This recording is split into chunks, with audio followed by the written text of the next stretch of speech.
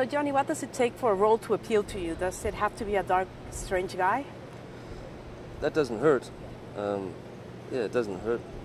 For me, this one came out of a phone conversation with Michael, man. And he said, you know, what do you think? What do you know about John Dillinger? And I mean, it just so happened that I'd had a fascination with John Dillinger since I was a little kid, you know, maybe 10, 11 years old. So, yeah, that was pretty much it. And I read the script, thought it was great, and we jumped in. You know, it's very funny because we find ourselves rooting for him, and he's supposed to be the bad guy. Is he?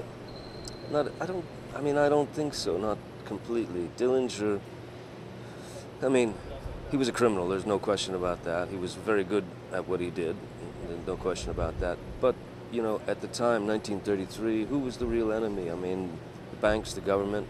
It was a rough time for the common man. And there is something admirable about Dillinger trying to, you know, take matters into his own hands and say, you know, this don't work, you know, this don't work for me. You know, today's public enemies are very different. They're very different. Do you think there could be a sympathetic movie made about them at some point? You mean today's? Yeah, today's drug dealers, terrorists. I don't know. No, I don't think so. You know, I mean, you can pretty up anything. You can dress it all up nice, but I mean, I think what shines through with a character like John Dillinger is the truth, and the truth will always shine through. It'll always rise to the surface.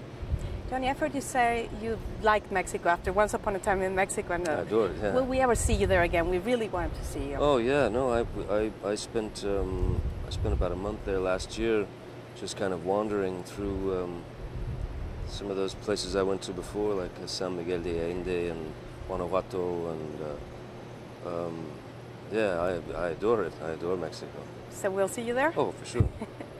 And Johnny, to end this, you know, we think, you know, the characters you do are really amazing. Thank you. Is there something you want to do that you haven't been able to do yet?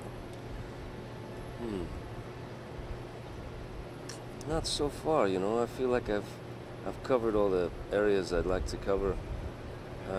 You know, there's probably somewhere deep in the deep recesses of my being that, you know, the cliche that wants to play Hamlet, you know, before I get too old. But I don't know. That might just be an actor thing, you know.